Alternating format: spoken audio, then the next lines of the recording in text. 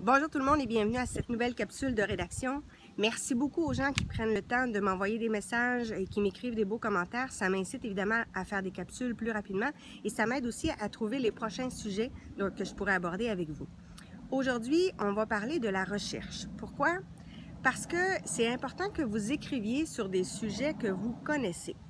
Vous allez inévitablement avoir des lecteurs qui vont connaître les sujets que vous allez aborder et qui vont les connaître mieux que vous.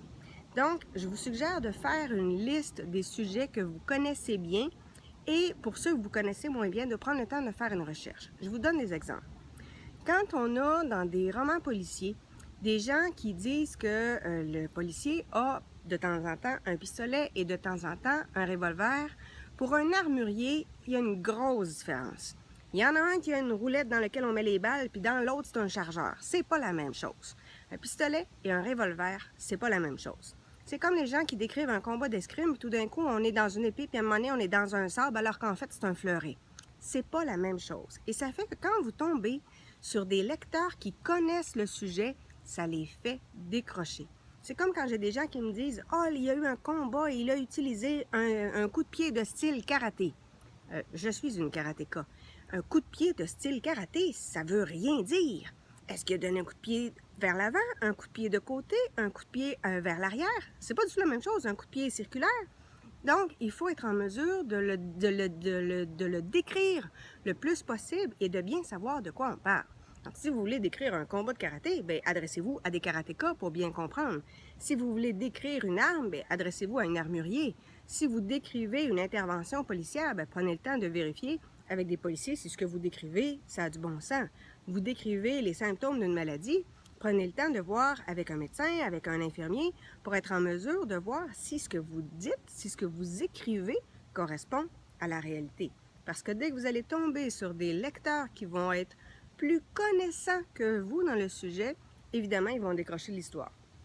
Et quand on n'aime pas un livre, quand on est insatisfait d'une situation en général, on a tendance à en parler beaucoup autour de soi, plus d'ailleurs que si on aime et si on apprécie un livre. Donc, il faut vraiment prendre le temps d'approfondir les sujets. Prenez le temps de regarder quels sont les sujets que vous connaissez réellement. Est-ce que vous êtes un fan d'horticulture? Et à ce moment-là, vous pouvez en introduire dans vos intrigues. Est-ce que vous êtes un grand connaisseur de vin? Est-ce que vous vous y connaissez beaucoup en Kung Fu? Est-ce que vous connaissez très bien le comportement des enfants? Quelle est votre connaissance spécifique et quels sont tous les petits hobbies, tous les loisirs que vous pouvez pratiquer qui, à ce moment-là, peuvent venir pimenter votre histoire? Quand vous connaissez moins un sujet, évidemment, on lit, on voit des conférences, on regarde des documentaires et c'est intéressant aussi d'aller s'imprégner de certains climats, de certaines ambiances.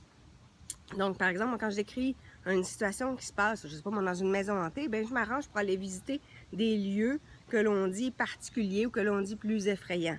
Vous décrivez, je me souviens à un moment donné, je décrivais une tempête sur un lac. Bien, il est arrivé des moments où je suis allée sur la plage, exactement dans un moment de grande tempête.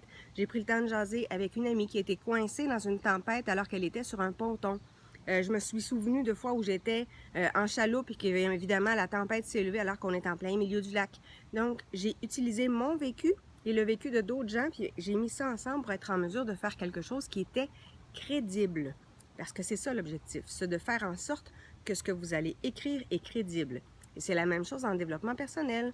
Si vous voulez écrire un guide pratique, bien évidemment, ce que vous avez dans votre livre, si vous décrivez par exemple des exercices que vous avez déjà eu à expérimenter dans une conférence, dans une formation, il faut les expérimenter dans leur utilité.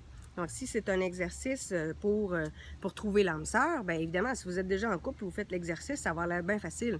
Si vous êtes célibataire et que vous êtes tanné d'être célibataire, faire le même exercice, ça ne sera pas la même chose. Donc, c'est important d'expérimenter les exercices que vous donnez ou que vous décrivez dans vos livres. Donc, très important de connaître le sujet dont vous parlez et les différentes facettes. Comme suggestion de lecture, un livre d'Alain Sanson, Devenez auteur. Vous ne le retrouverez pas en librairie, mais vous le trouverez sur le site d'Alain Sanson. Si vous allez sur le site d'Alain Sanson, vous allez avoir une section qui est écrite en tout petit, c'est la section produits.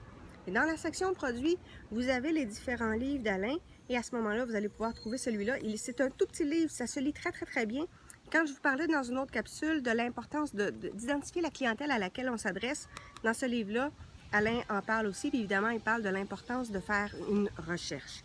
Donc, je vous invite pour une prochaine capsule. Là, j'ai eu plusieurs demandes. Je vais vous faire des capsules sur comment on développe une intrigue, comment on développe des personnages. Donc, ça s'en vient dans les prochaines capsules. Donc, au plaisir de vous retrouver.